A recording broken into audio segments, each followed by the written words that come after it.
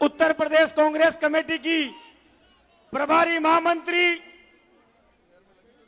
Congress party की राष्ट्रीय महासचिव आदरणीय प्रियंका गांधी जी से आग्रह करूंगा, आप पधारें और अपना उद्बोधन प्रदान करें। आदरणीय प्रियंका गांधी जी।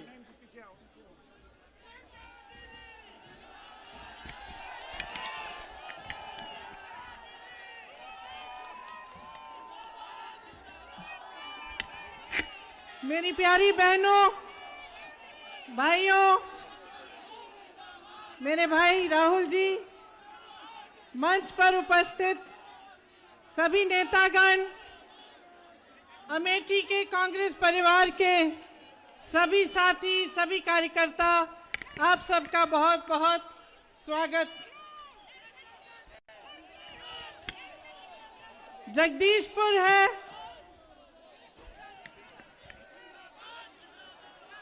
मैं 13 साल की थी जब पिताजी के साथ यहीं से कुछ किलोमीटर दूर तातारपुर के एक छोटे गांव के पास हम रहते थे और वहां से अपने पिताजी के जीप में उनके साथ बैठकर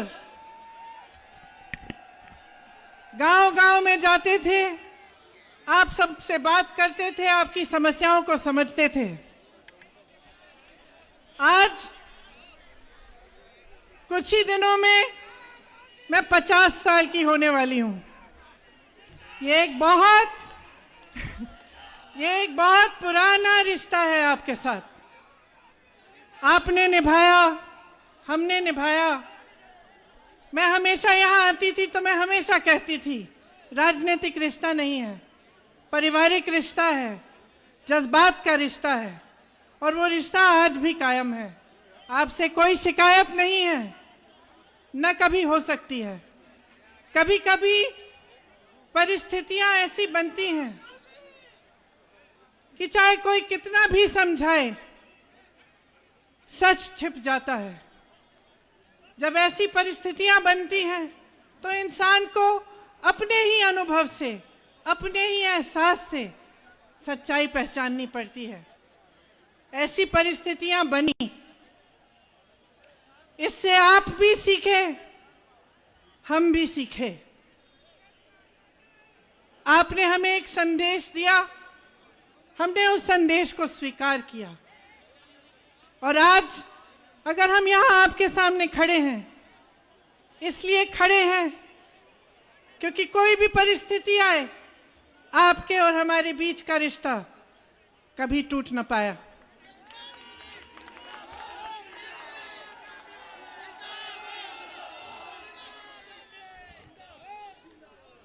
पिछले चुनाव में यहां एक झूठ का जाल फैलाया गया। उस जाल को किसने फैलाया? उन्हीं लोगों ने फैलाया जो देश भर में पिछले 2.5 सालों से, उससे पहले पिछले 5 सालों से, 7.5 सालों से झूठ का जाल फैला रहे हैं। आप में बहुत विवेक है, पहचानिए क्या हो रहा है। 2.5 सालों में क्या हुआ? जब से ये उत्तर प्रदेश में नई सरकार बनी, जब से देश में नई सरकार बनी, नहीं, सिर्फ हम 7 सालों की बात नहीं, हम 2.5 साल की बात करते हैं। क्या हुआ? सबसे पहले कोरोना काल आया, कोरोना की पहली लहर। उस समय अचानक लॉकडाउन किया गया, तमाम अमेठी के वासी अलग अलग प्रदेशों में फंसे थे। मुझे याद है रात के 2-3 बजे तक हम सब मंच पे बैठे, अनेक नेता, बहुत सारे मेरे यहाँ के कार्यकर्ता, प्रदीप सिंघल जी, हम सब फोन पे रहते थे 2-2:30 बजे तक, सुबह उठ के 6 बजे से शुरू। अमेठी से फोन आते थे, रायबरेली के लोगों से फोन आते थे, कोई सूरत में फंसा था, कोई मुंबई में फंसा था, कोई मणिपुर में फंसा था, कोई छत्तीसगढ़ में फंसा था, कोई झारखंड में फंसा था। और सब जब हम फोन लगा के उनसे बात करते थे, रो के कहते थे, दीदी हमें कोई मदद नहीं कर रहा है, हमें घर जाना है दीदी, हमें बस इतनी मदद कर लो, हमारे परिवार तक पहुंचा लो। कहां थी ये भाजपा की सरकार? कहां थी आपकी सांसद? कहां थी? क्या आपकी मदद की? जब कांग्रेस पार्टी ने कहा ठीक है तुम बसों का इंतजाम नहीं कर रहे हो, तुम लोगों को घर पहुंचाने का काम नहीं कर रहे हो, जबकि आपकी जिम्मेदारी है, हम करते हैं, हमने बस खड़ी की, क्या आनी दी वो बस? उनको ठुकरा दिया गया। कोरोना की दूसरी लहर आई, क्या हुआ? ऑक्सीजन की कमी थी। यहां पे मौजूद मेरे साथी हैं, हमने कितना प्रयास किया कि हम छत्तीसगढ़ से यहां अमेठी के लिए, रायबरेली के लिए ऑक्सीजन की ट्रक भेजें। प्रशासन ने मना किया, यहां ऑक्सीजन से लोग दम तोड़ रहे हैं, हम ऑक्सीजन भेजने के लिए तैयार हैं, हमारी ट्रक को आने नहीं दिया। क्यों? क्योंकि राजनीति कर रहे थे। हमने कहा कोई बात नहीं, जब हम बस भेज रहे थे तब भी कहा, जब हम ऑक्सीजन भेज रहे थे तब भी कहा, कोई बात नहीं, किसी को मालूम नहीं होना चाहिए कि कांग्रेस पार्टी भेज रही है, इसमें नाम नहीं लिखेंगे, किसी को नहीं बताएंगे, मीडिया को नहीं बताएंगे, आप ऑक्सीजन के सिलेंडर ले लीजिए। डीएम साहब से कहा आप ले लीजिए, रख लीजिए, लोगों को की मदद करिए, फिर भी मना किया। बड़ी मुश्किल से, बहुत संघर्ष के बाद रायबरेली में उन्होंने स्वीकार किए ऑक्सीजन के सिलेंडर और लोगों की मदद की। कोरोना के बाद क्या हुआ? किसान का आंदोलन शुरू हुआ। आपने देखा देश भर में किसान त्रस्त है। आप मुझे बताइए, आपको खाद मिल रही है सही दाम पे? मैं ललितपुर गई हूं उन परिवारों के पास जिनके सदस्य खाद की लाइन में खड़े होकर जिनकी मृत्यु हो गई है। लाइन छोड़ने के लिए डर लग रहा था कि हम लाइन छोड़ देंगे तो हमें खाद नहीं मिलेंगी। घर नहीं गए, खाना नहीं खाया, पानी नहीं पिया, वहीं पे गिरकर मर गए। मैं उनके घर गई हूं। ये सरकार आपको खाद भी नहीं दिलवाती। बल्कि उसके बाद मैंने क्या किया, मैंने कहा चलो देखते हैं वितरण केंद्र में क्या हो रहा है। क्या पता चला? सरकारी वितरण केंद्र बंद, प्राइवेट वाले खुले हैं। प्राइवेट वाले में बड़ी बड़ी लाइनें हैं, खाद नहीं मिल रही है। क्या मतलब है इसका? सोचिए, ये बहुत गहरी बात है, मैं अभी समझाऊंगी आपको। आपके पास यहाँ पे आवारा पशु की समस्या है कि नहीं है? सरकार ने क्या किया इसको सुलझाने के लिए? आपने कल परसों देखा गौशालाओं के नाम पे क्या हो रहा है? ट्रकों में ले जाकर गाय को दफनाया जा रहा है। सांस ले रही है गाय, उसके ऊपर रेती लगा रखी है, दफनाया गया है जिंदा। यह हो रहा है आपके प्रदेश में। जब बताइए, आज किसान इतना त्रस्त है, आपको गेहूं का दाम नहीं मिलता, आपको खाद नहीं मिलता, जहां गन्ना उगता है उनको सही दाम नहीं मिलता, आवारा पशु से आप त्रस्त हैं। कोई आ रहा है आपकी मदद के लिए? तो सच्चाई क्या है इस सरकार की? लखीमपुर खीरी में क्या हुआ? किसानों को पहियों के, गाड़ी के पहियों के तले मारा गया। किसने मारा? बहुत अच्छा, सब जानते हैं किसने मारा। और किसके साथ मंच पे खड़ा होता है वो? किसके साथ मंच पे खड़ा होता है? आज तक उसको किसने बर्खास्त नहीं किया है। तो सच्चाई आपके सामने है। मैं हमेशा कहती हूं, अमेठी और रायबरेली की जनता में बहुत विवेक है, बहुत समझदारी है। सच्चाई आपके सामने, आपको साफ दिख रही है। जो विज्ञापनों पे लिखा है वो झूठ है, असलियत आप जी रहे हैं। आज मेरी बहनें बैठी हुई हैं यहाँ, कौन बोझ उठाता है समाज का? बताइए, आप उठाती हैं ना? आपको गैस सिलेंडर मिल रहा है, आप खरीदने जाएं तो कितने का मिलता है? 1000 रुपए का सिलेंडर। सरसों का तेल कितने का मिल रहा है? 200 रुपए का। पेट्रोल डीजल कितने का मिल रहा है? आपको ये सरकार चाहिए? आपको ऐसी निर्मम सरकार चाहिए? आपको ऐसे प्रधानमंत्री चाहिए जो गन्ना का बकाया नहीं दे सकते, खाद का दाम कम नहीं कर सकते, आपको गेहूं का दाम सही नहीं दे सकते, धान का दाम सही नहीं दे सकते, लेकिन 8,000 करोड़ के रुपए के हवाई जहाज में उड़कर आपके यहां वाराणसी में नौटंकी करने आ सकते हैं।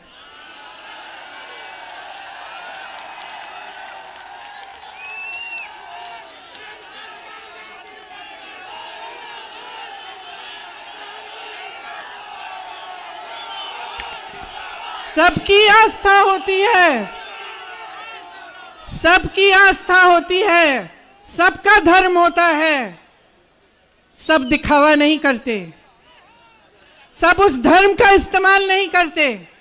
आप समझ लीजिए किस तरह हर चुनाव में सिर्फ सांप्रदायिक बातें और जातिवाद की बातें होती हैं।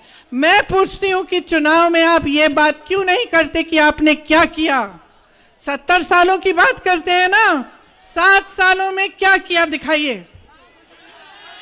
दिखाइए। मैं बताती हूं अमेठी में क्या किया गया। यहाँ BHEL, सेल, HAL, यहाँ पे फुर्सतगंज, यहाँ पे तमाम बड़ी बड़ी फैक्ट्रियां लगी, किसने लगाई? बंद किसने की? यहाँ पे फूड पार्क लगने जा रहा था, कहीं और कहा किसने भेजा? रायबरेली में एम्स खुला है, किसने खोला? और बंद कौन करा रहा है?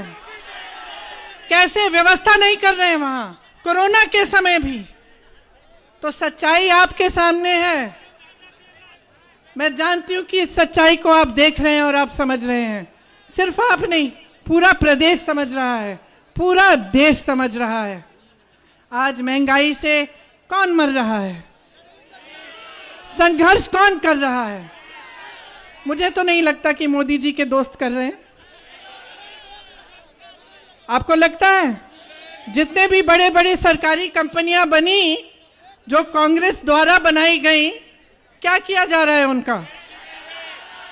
किसको बेची जा रही हैं? मोदी जी के बड़े बड़े उद्योगपति दोस्तों को बेची जा रही है।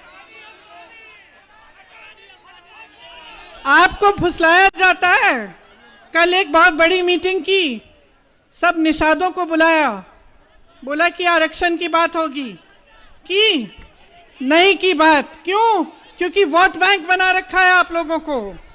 चुनाव के समय सिर्फ आपको बुलाते हैं, आपका इस्तेमाल किया जाता है।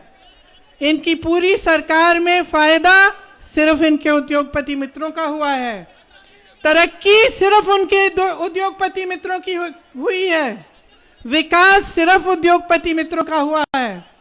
सिर्फ भाजपा के जो लोग हैं, जो बड़े बड़े नेता हैं, वो और उनके बड़े बड़े उद्योगपति मित्र वही फूल रहे हैं, फल रहे हैं। आप त्रस्त हैं, परेशान हैं, और मैं आपसे आग्रह करना चाहती हूं, बदल डालिए ये सरकार। बहुत हो गया है, बदल डालिए इनको। सबक सिखाना है तो इनको सिखाइए। आपके सामने ना आए एक बार फिर अगर आपके विकास की बात नहीं करेंगे, अगर ये नहीं बताएंगे कि आपके लिए क्या करना चाहते हैं। और इसी संदर्भ में मैं आपको बताना चाहती हूं कि हम आपके लिए क्या करना चाहते हैं। किसानों का पूरा कर्जा माफ कांग्रेस करेगी। 2,500 रुपए 2,500 रुपए में गेहूं और धान खरीदेगी। 400 रुपए पाएगा गन्ना का किसान। आप सबकी बिजली बिल हाफ की जाएगी। जिन दुकानदारों और छोटे व्यापारियों ने कोरोना काल में बिल भरी लेकिन उनका व्यापार नहीं हो पाया, उन सब का बकाया माफ किया जाएगा। कोरोना की मार, जो आर्थिक मार है, सबसे ज्यादा जिन परिवारों को हुई उन्हें 25,000 रुपए दिए जाएंगे। 20 लाख नौजवानों को रोजगार दिया जाएगा। इसमें से 8 लाख रोजगार महिलाओं को दिए जाएंगे। अगर कोई भी बीमारी हो तो 10 लाख का इलाज सरकार कराएगी। मेरी बहनों, सुन लो आपके लिए हम क्या करना चाहते हैं और मौका दो करने का। आपके लिए सबसे पहले आपको राजनीति में भागीदार बनाने के लिए, आपको सशक्त बनाने के लिए 40% टिकट महिलाओं को मिलेंगे। छात्राओं को क्या मिलेगा? स्मार्टफोन और स्कूटी। क्यों मिलेंगे? आपकी सुरक्षा के लिए और आपको सशक्त बनाने के लिए। आपको एक गैस सिलेंडर देके खुश है ना सरकार? कहती है महिलाओं को एक गैस सिलेंडर दे दो, बस हमारी जिम्मेदारी खत्म, महिलाओं का वोट मिल जाएगा। मैं कहती हूं महिलाओं को सशक्त बनाओ, महिलाओं को खड़ा करो, महिलाओं को मदद करो, महिलाओं को रोजगार दो, राजनीति में लाओ और एक सिलेंडर नहीं 3 गैस सिलेंडर आपको देंगे हम।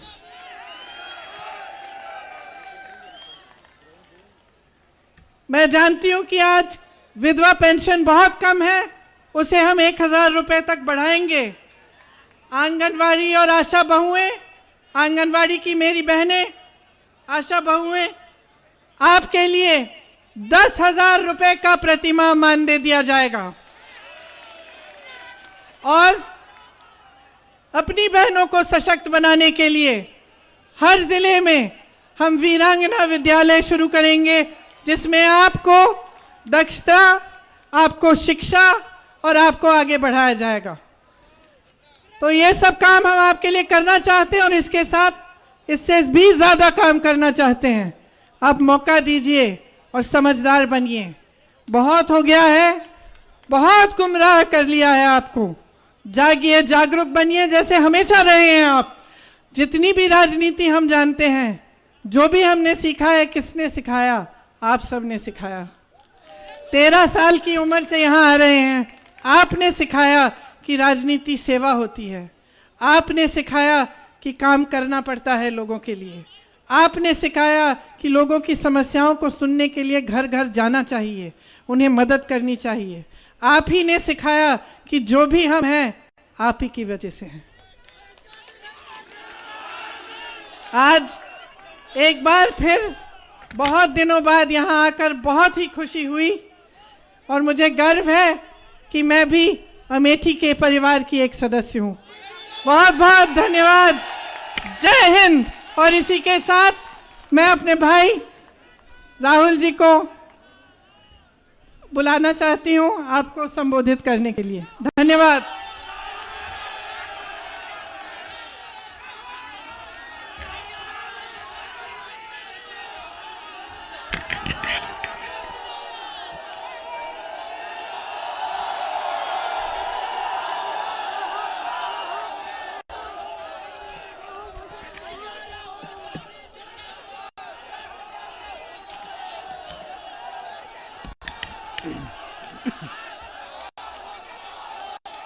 प्रियंका जी, अजय लल्लू जी, मोना मिश्रा जी,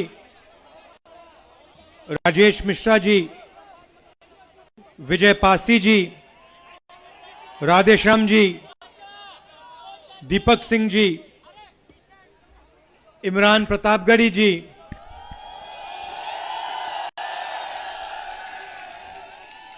नईम अहमद जी, लालजी देसाई जी, प्रदीप जैन आदित्य जी, प्रदीप सिंघल जी, पार्टी के बाकी वरिष्ठ नेता, प्यारे कार्यकर्ता, भाइयों और बहनों, आप सबका यहां बहुत बहुत स्वागत। और जो हमारी बहनें आई हैं, आपका भी आज यहां बहुत बहुत स्वागत। नमस्कार।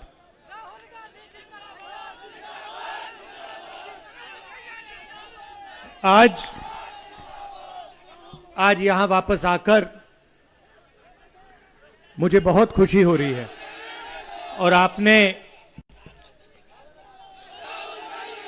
जो प्यार दिया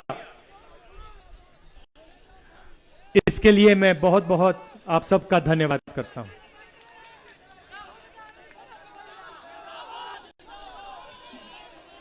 प्रियंका ने अपने भाषण में हमारा और आपका जो रिश्ता है उसके बारे में बोला।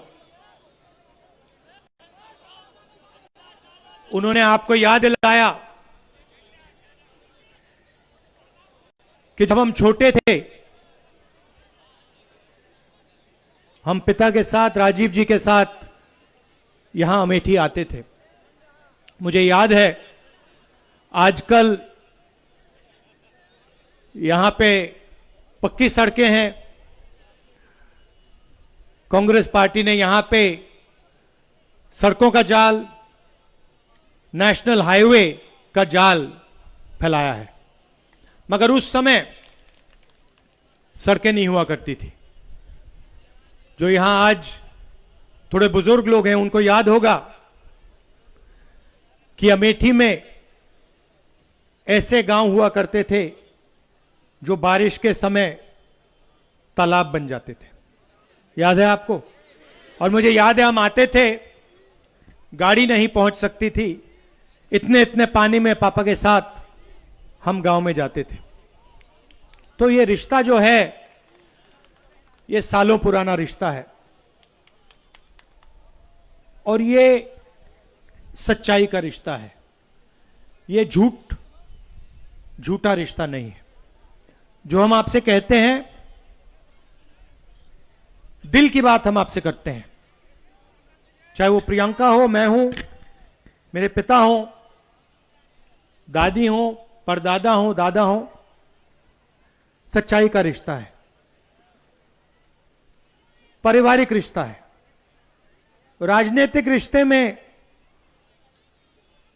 लोग उल्टी सीधी बात करते हैं, झूठ बोल जाते हैं, मगर हमारा पुराना रिश्ता है और बहुत लंबा रिश्ता है और ये आगे भी बहुत लंबा रिश्ता चलेगा। तो हमें ना झूठ बोलना है, ना हमें झूठ की जरूरत है। हम सच्चाई के रास्ते पे चलते हैं। जब मैं यहां एमपी था, हमने जबरदस्त विकास का काम आपके साथ किया। मैंने अभी आपको बोला, सड़कों का जाल, चाहे वो पीएमजीएसवाई रोड हो, सीआरएफ हो या फिर नेशनल हाईवे हो। आप हिंदुस्तान का नक्शा देखिए, अमेठी में, पूरे हिंदुस्तान में सबसे ज्यादा नेशनल हाईवे अमेठी से निकलते हैं और इसका आपको जबरदस्त फायदा हुआ है और आने वाले समय में और भी फायदा होगा। एफडीडीआई, एचएल, बीएचईएल, राइफल की फैक्ट्री, ट्रिपल आईटी, ये सब काम हमने आपको करके दिया। रेलवे स्टेशन, नई रेलवे लाइन हमने करके दिया। प्रधानमंत्री यहां आए और उन्होंने आपसे स्वयं झूठे वायदे किए। छोटा सा उदाहरण देता हूं। उन्होंने कहा कि AK-203 की फैक्ट्री बीजेपी ने दिलवाई। सबके सामने पूरी दुनिया जानती है कि कांग्रेस पार्टी ने यह फैक्ट्री दिलवाई। प्रधानमंत्री आगे झूठ कह जाते हैं क्योंकि उनका राजनीतिक रिश्ता है आपके साथ, उनका पारिवारिक रिश्ता आपको छोड़ो किसी के साथ नहीं है।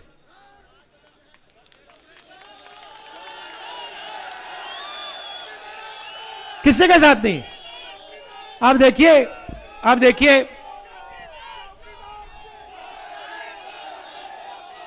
देखिए कुछ दिन पहले प्रधानमंत्री ने गंगा में स्नान किया। सुनिए, आपने देखा कि प्रधानमंत्री ने गंगा में स्नान किया। पहली बार मैंने जिंदगी में देखा एक आदमी स्वयं गंगा में स्नान कर रहा है। मैंने कभी पहले देखा नहीं, शायद इतिहास में नहीं हुआ कि एक आदमी जाकर बाकी सबको परे कर दिया, योगी जी को हटा दिया, राजनाथ सिंह को बाहर फेंक दिया, कहा नहीं भैया,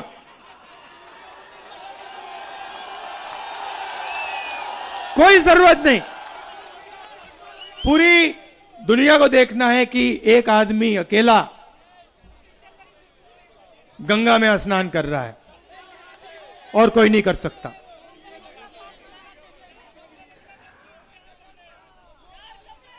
देखिए, मैंने आपसे बात की, मैंने कहा कि हम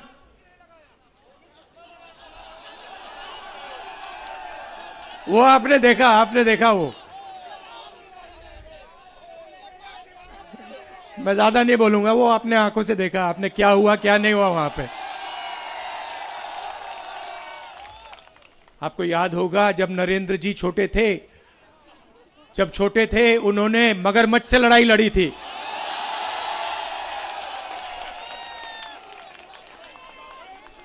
मुझे तो लग रहा था तैरना ही नहीं आता, वो अलग बात,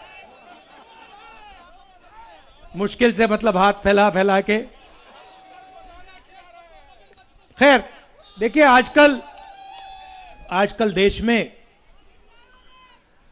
धर्म की बात होती है,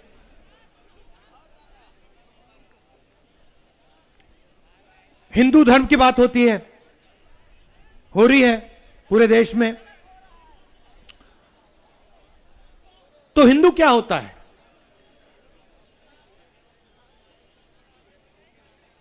मैं आपसे सवाल पूछना चाहता हूं, क्या हिंदू झूठा होता है? हिंदू का मतलब मैं आपको बताता हूं। हिंदू का मतलब वो व्यक्ति जो सच्चाई के रास्ते पर अपनी पूरी जिंदगी चलता है, उसे हम हिंदू कहते हैं। वो व्यक्ति जो अपने डर के सामने अपना सिर कभी नहीं झुकाता, उसको हम हिंदू कहते हैं। वो व्यक्ति जो अपने डर को नफरत में, क्रोध में और हिंसा में नहीं बदलने देता है, उसे हम हिंदू कहते हैं। और अगर उदाहरण देखना हो तो हमारे सामने सबसे बेहतर उदाहरण महात्मा गांधी। उन्होंने किताब लिखी, किताब का नाम माय एक्सपेरिमेंट्स विद ट्रूथ। मतलब उन्होंने अपनी अपनी पूरी जिंदगी सच को समझने में लगा दी। किताब का नाम दिया माय एक्सपेरिमेंट्स विद ट्रूथ। मैंने सच्चाई के साथ जो एक्सपेरिमेंट्स किए हैं उसके बारे में उन्होंने लिखा। एक तरफ सच्चाई, महात्मा गांधी, इसीलिए पूरे हिंदुस्तान ने उनको महात्मा कहा। हिंदू, दूसरी तरफ नथुराम गोडसे, हिंदुत्ववादी, उसको किसी ने महात्मा नहीं कहा और ना कह सकते हैं, क्योंकि नथुराम गोडसे ने हिंदू की छाती में, सच बोलने वाले हिंदू की छाती में, सच की लड़ाई लड़ने वाले हिंदू की छाती में 3 गोली मारी। क्योंकि नथुराम गोडसे अपने डर का सामना नहीं कर पाया।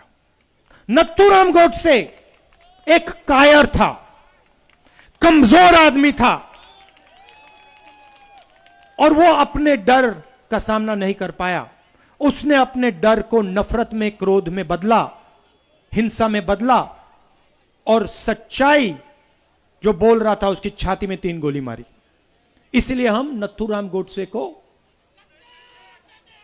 महात्मा कभी नहीं कह सकते। हिंदू और हिंदुत्ववादी, हिंदुत्ववादी झूठ का प्रयोग करता है। हिंदुत्ववादी अपने डर के सामने अपना सिर झुकाता है। हिंदुत्ववादी अपने डर को नफरत में, हिंसा में बदलता है। यह फर्क है भाइयों और बहनों। हिंदुत्ववादी गंगा में अकेला स्नान करता है। हिंदू करोड़ों लोगों के साथ गंगा में स्नान करता है। एक तरफ सच्चाई, दूसरी तरफ झूठ। एक तरफ प्यार, दूसरी तरफ नफरत। एक तरफ अहिंसा, दूसरी तरफ हिंसा। हिंदू हिंदुत्ववादी, महात्मा गांधी, नथुराम गोडसे। तो नरेंद्र मोदी जी ने, वो कहते हैं मैं हिंदू हूं, तो चलिए सच्चाई की नरेंद्र मोदी जी ने कहां रक्षा की? मैं आपसे पूछता हूं।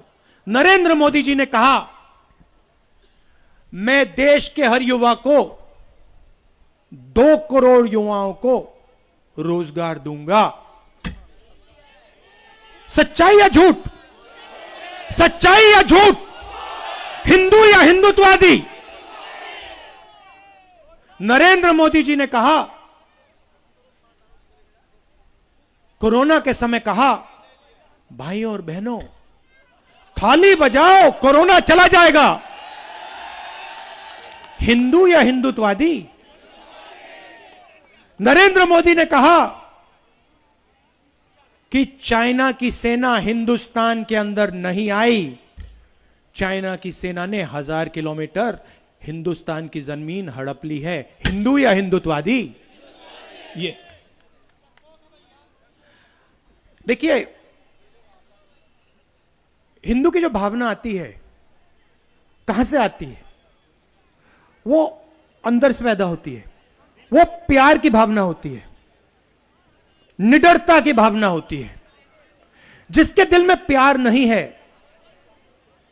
उसके दिल में डर ही डर होगा। जिसके दिल में डर है वो हिंदू हो ही नहीं सकता। जिसके दिल में बाकी लोगों के लिए प्यार नहीं है, जो बाकी दुनिया से गले नहीं लग सकता, वो हिंदुत्ववादी। हिंदू सबसे गले लगता है। हिंदू किसी से नहीं डरता है। हिंदू कभी झूठ नहीं बोल सकता है। तो भाइयों और बहनों, नरेंद्र मोदी जी आए और उन्होंने कहा स्वयं कि मैंने ये 3 कानून जो किए हैं, लागू किए हैं, ये किसानों के हित के लिए मैंने कानून लागू किए हैं। याद है? पूरे देश का किसान एक साथ खड़ा हो गया, कहता है नहीं, झूठ बोल रहा है, नरेंद्र मोदी झूठ बोल रहा है। ये 3 कानून हमारे हित के लिए, हित के नहीं है। ये 3 कानून अंबानी और अदानी के लिए बनाए गए हैं। पूरे देश के कानून, पूरे देश के किसान ने यह बोला। 1 साल नरेंद्र मोदी ने क्या कहा? खालिस्तानी है, खालिस्तानी। झूठ। हिंदुस्तान के किसान के बारे में हिंदुस्तान के प्रधानमंत्री ने झूठ बोला। हिंदू या हिंदुत्ववादी? उसके बाद प्रधानमंत्री कहते हैं, भाइयों और बहनों, यूपी का चुनाव है ना, भाइयों और बहनों गलती हो गई, माफी मांगता हूं, मैंने गलती कर दी, माफी मांगता हूं। फिर से झूठ। क्यों? क्योंकि नरेंद्र मोदी जी ने गलती नहीं की। नरेंद्र मोदी जी ने हिंदुस्तान के सबसे बड़े पूंजीपतियों के लिए काम किया था। नरेंद्र मोदी जी ने क्या काम किया? नरेंद्र मोदी जी ने हिंदुस्तान के किसानों से उनकी मेहनत, उनकी कमाई छीनकर हिंदुस्तान के 2-3 सबसे बड़े पूंजीपतियों को दिलवाई। गलती नहीं थी भाइयों और बहनों, उसमें कोई गलती नहीं थी, वो उन्होंने जानबूझ के काम किया था। एक बार फिर क्या है? प्रेशर, प्रेशर, दबाव। एक और बात सुन लीजिए, हिंदू प्रेशर के सामने नहीं झुकता। हिंदुत्ववादी जरूर झुक जाएगा। देखिए, जब गोडसे को, नथुराम गोडसे को फांसी लगी ना, बच्चे जैसे रोया था वो, पैर कांपे थे उसके। हिंदुत्ववादी गांधी जी रोए नहीं थे, 3 गोली लगी थी, हे राम बोला उन्होंने, एक आंसू नहीं निकला। ये होता है हिंदू, ये होता है हिंदू। तो मैं यहां क्यों आया? मैं आपको यह बताने आया हूं कि देखिए, हमारा पारिवारिक रिश्ता है, सच्चाई का रिश्ता है, पुराना रिश्ता है और बहुत लंबा रिश्ता है, और यह रिश्ता कभी टूटने वाला नहीं है।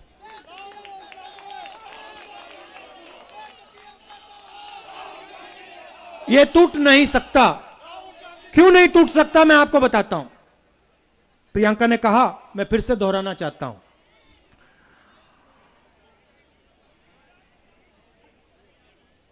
30-35 साल पहले मैं यहां पिता के साथ आया। सालों से हम यहां आए हैं। 2004 में जब मैं पहली बार एमपी बना, आपके आशीर्वाद से एमपी बना, आपके प्यार ने मुझे एमपी बनाया।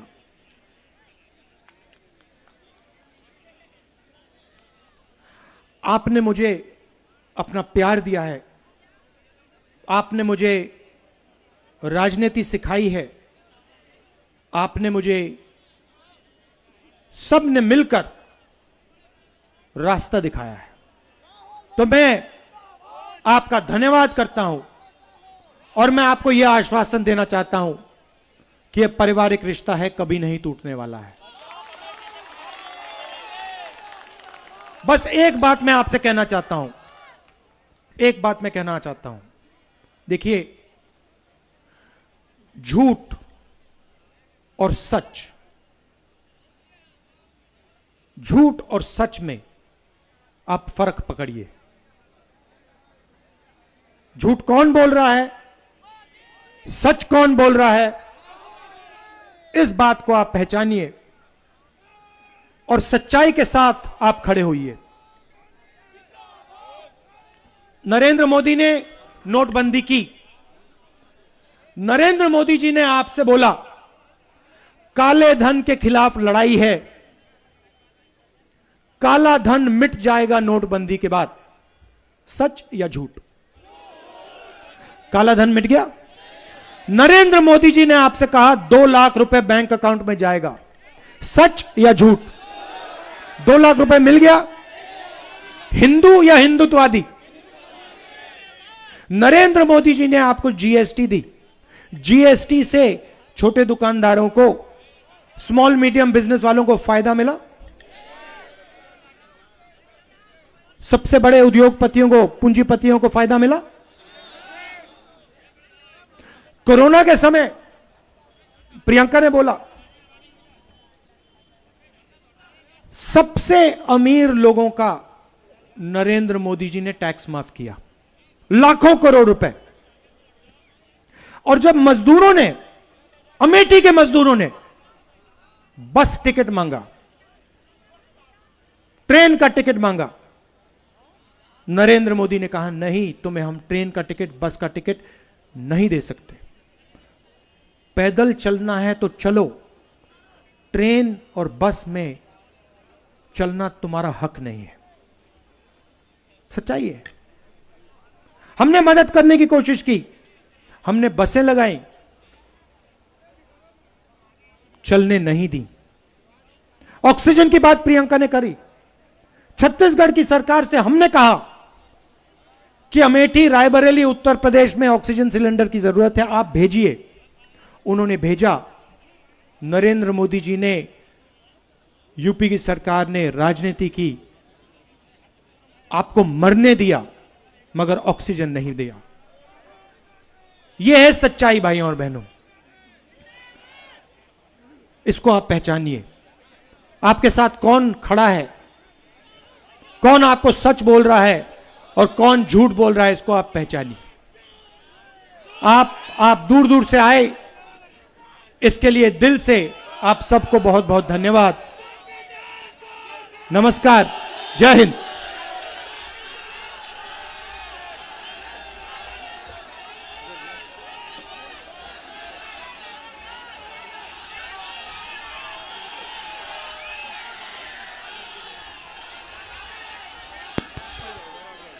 साथियों,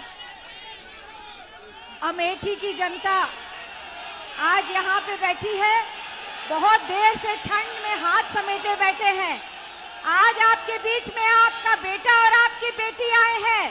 हाथ उठाकर ताली बजा करके आशीर्वाद भी दीजिए और स्वागत भी कीजिए।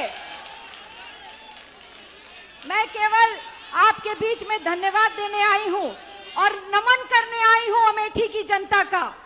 ये वो जनता है जिसने राजीव जी से लेकर सोनिया जी से लेकर राहुल जी का प्रतिनिधित्व किया है। मैं आपसे सिर्फ इतना कहना चाहती हूँ कि आप धन्य हैं जो ऐसा प्रतिनिधित्व आपको मिला। बगल की विधानसभा है मेरी, हम सब चाहते हैं एक फैक्ट्री यहाँ पे आ जाए, पर कांग्रेस पार्टी ने 1 दर्जन से फैक्ट्रियां ला करके अमेठी की जनता को सौगात के रूप में दी है। जब हवाई जहाज उड़ता है तो हम टकटकी लगा के देखते हैं। अरे धन्य है आप लोग, आपको हवाई जहाज देखने की जरूरत नहीं है। फुर्सतगंज ला करके अमेठी की धरती पर अगर किसी ने रखा है तो कांग्रेस ने रखा है। मैं इतना ही कहना चाहती हूँ आप सबसे कि विकास क्या, जो सूरज उगा था कांग्रेस पार्टी के राज में, वो कुछ समय के लिए अस्त हुआ है। सच विचलित हो सकता है, सच कभी परास्त नहीं हो सकता। अब फिर विकास का सूरज आपके बीच में है, आशीर्वाद दीजिए और अमेठी का मान सम्मान और प्रतिष्ठा अगर कोई वापस ला सकता है, कोई पहचान वापस ला सकता है, तो राहुल जी के हाथ से और प्रियंका जी के हाथ से ही वापस लाया जा सकता है। आज आपने जो प्यार दिया उसके लिए बहुत बहुत धन्यवाद। जय हिंद।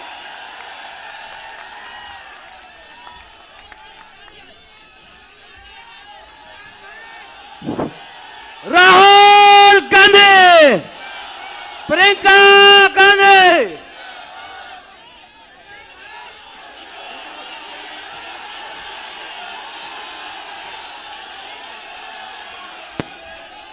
भैया राहुल गांधी जिंदाबाद, बहन प्रियंका जिंदाबाद, बहन प्रियंका जिंदाबाद, राहुल भैया जिंदाबाद, राहुल भैया बहन प्रियंका, राहुल भैया बहन प्रियंका, राहुल गांधी, राहुल गांधी, प्रियंका गांधी, प्रियंका गांधी, राहुल गांधी। मैं प्रेमा सम्राट पूर्व विधायक दिनेश रेड्डी राहुल प्रियंका जी के निमंत्रण पे आया हूँ। सोनिया गांधी जिंदाबाद, राहुल गांधी जिंदाबाद, प्रियंका गांधी जिंदाबाद।